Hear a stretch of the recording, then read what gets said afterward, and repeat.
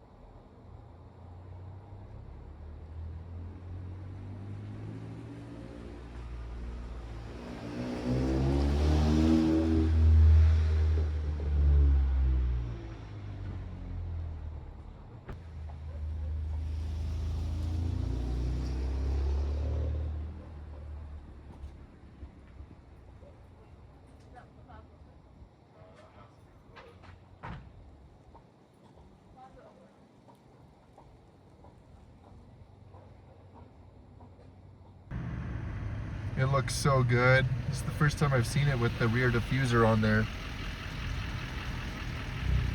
It looks good. Sounds good too. Sounds real good.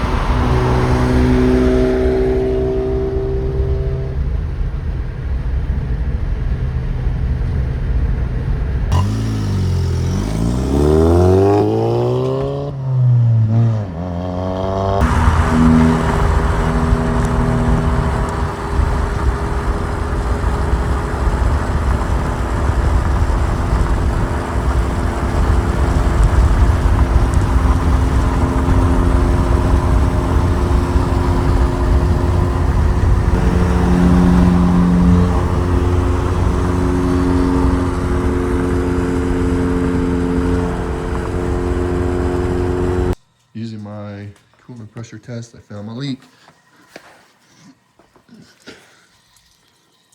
It's coming from that hose right there, going directly into the water pump right there.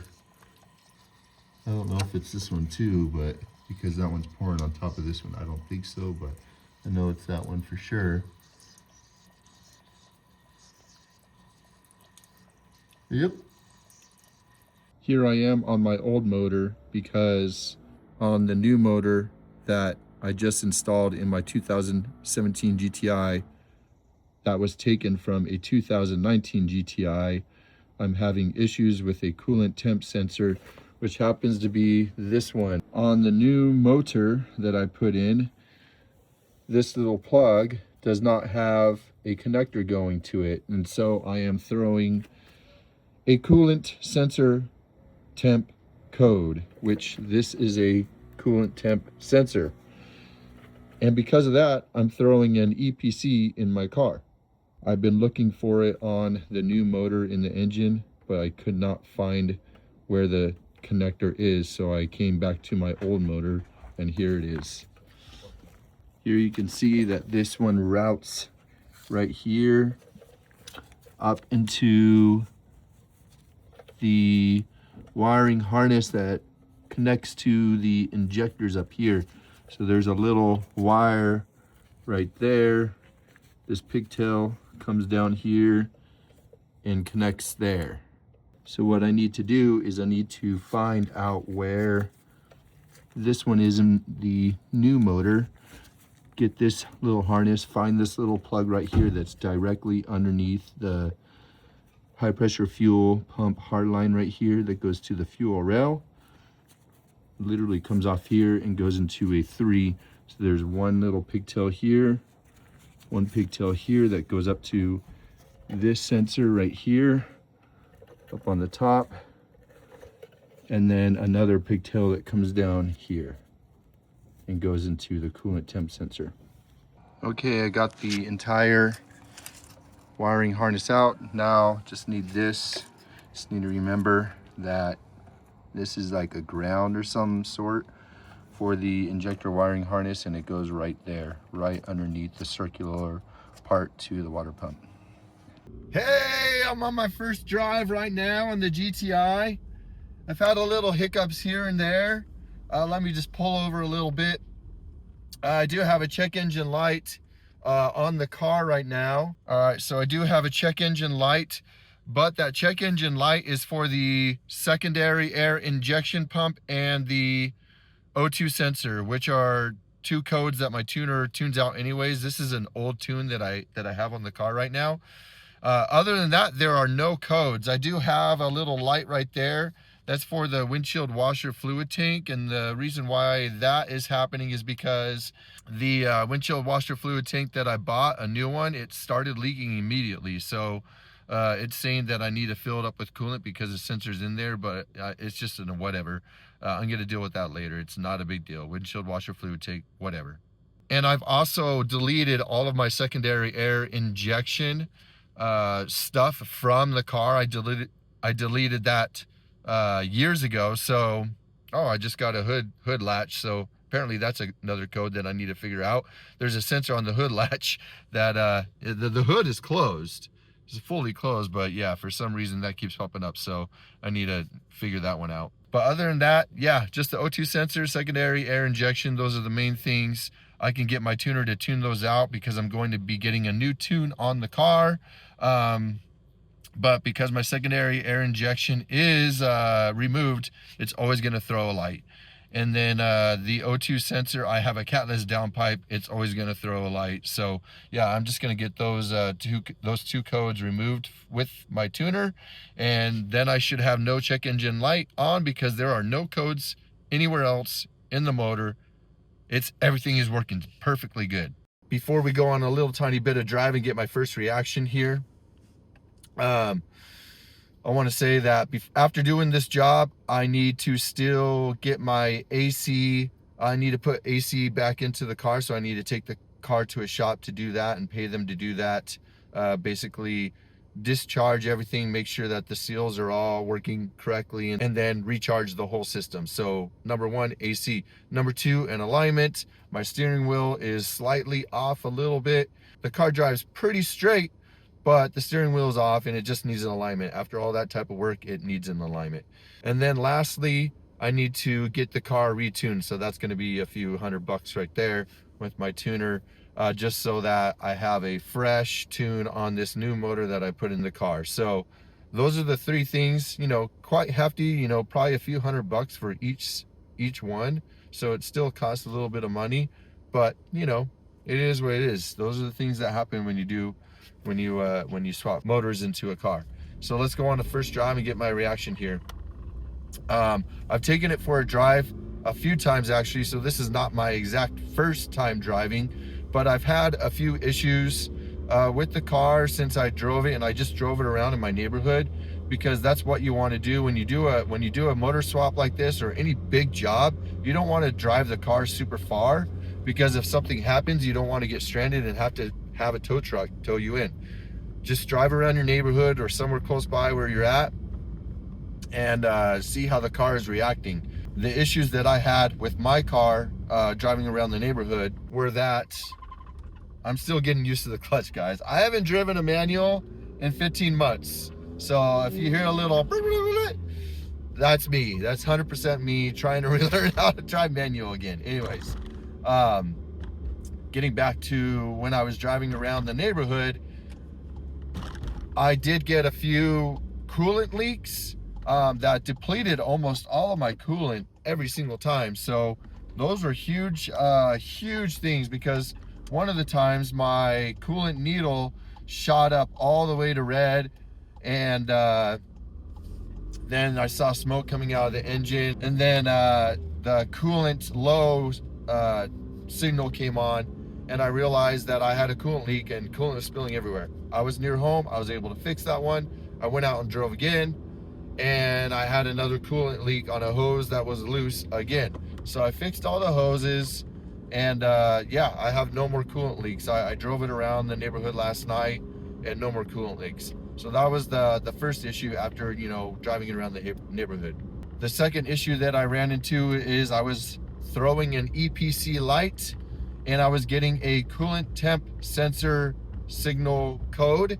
It was basically saying it was like too high or low or shorted out. And so I just had to do a thorough search in there, because I thought that this car only had one coolant temp sensor, and that coolant temp sensor is pretty accessible. It's on the lower radiator hose on the passenger side of the motor, kind of by the serpentine belt. But apparently there's two coolant temperature sensors, and there's another green coolant temperature sensor that connects to the block that is located on the right side of the intake manifold, just under it. You go directly down, it's a green plug, and it connects directly to the block. And with a manual transmission, that sensor comes with the fuel injector wiring harness. Well, I didn't know that. And when I got this motor from a DSG motor, I had no idea that I needed to switch over that fuel injector wiring harness along with the main wiring harness. So anyways, long story short, I needed to order a new fuel injector wiring harness because my old one was kind of beat up, and so I just bought a new one on eBay, and everything worked out perfectly fine. Sorry about the shakiness. I think that might be my alignment, but anyways, so yeah, I got that new fuel injector wiring harness, installed it last night, went for a drive, and now I have no EPC light in the car. It drives perfectly fine. No EPC, no limp mode, no nothing. So now here we are, and you're getting my first reaction to an actual real drive. I'm at 60 miles an hour right now, and yeah, the car is super smooth. This is awesome. This is so nice. It's so much sportier in here. Holy crap, than my Ford C-Max. I love it. I can't wait to take this car out to a canyon, because I got fresh, brand new Firestone Indy 500 tires on here, 245s all around. And then I got my WaveTrack LSD, I got my new motor mounts, I got my new charge pipes, I got my new stainless steel brake lines. I got a bunch of new kind of upgraded parts, like OEM Plus. I guess the WaveTrack is more, it's like a really, really big upgraded part. But a lot of OEM Plus stuff just to refresh the motor. And yeah, I'm just, you know, super excited to get it out on the canyon, and especially feel the WaveTrack. And how that's working through corners, because beforehand, when I had an open LSD, especially when I would take sharp, fast left-hand turns, the car would understeer like crazy and would not want to pull me through the corner. And so I would be on the gas, but because I was only getting one wheel peel on the tire that had the least amount of traction, it was just spinning and spinning and spinning. I was getting no grip through the corner. So with this new WaveTrack LSD, it's supposed to fix all that. So I'll do a video on that when I go to a canyon and stuff. Dang, that shaking is annoying. I don't know why it's shaking so bad, but anyways, this is my first reaction right here, and it's pretty dang awesome. The car drives so good. It's so sporty. I love how low the car is, and it just feels really good. And yeah, this is just amazing, guys. The whole install actually went dang smooth. In my opinion, it went pretty smooth. Just took a lot of time and money, It went pretty smooth, and like honestly, I could really say that I'm confident in doing this job again if I ever needed to. I don't want to, but if I ever need to, it's not going to be that big of a deal. I know exactly what to do and what to look for, and I hope that the videos that I made in the past help any of you along the way who want to do the same thing. So yeah, here's this. Let me just do a little bit of a little jerk here while there's no cars around me. Yeah, that's just so tight. It's ridiculous. Woo! It definitely feels like I have more grip. Now, I don't know if that is mostly due to the motor mounts that are brand new from CTS, so they're like a OEM plus. They're a little higher durometer than the factory. And I don't know if my factory were looser than I thought. I don't know if it's due to that. I don't know if it's due to the WaveTrack LSD. I highly doubt that. I definitely know that having brand new 245 with sticky tires on the car has some factor to play into that. So anyways, the car feels good. I can't wait to get it to a canyon. I'm gonna end this video here. I'm just super stoked, super excited that everything has gone so smooth. You know, I just have little sensors here. I need to fix the windshield washer fluid tank, put a new one in there. I need to figure out the hood latch and why that light is continuing to throw even though the hood is shut. And just need to get the tuner to tune out those codes, and everything will look easy peasy on the gauges here. So it's awesome. I love this car. I'm so glad I did this. Thanks for riding along with me, guys. Until the next video, guys, peace.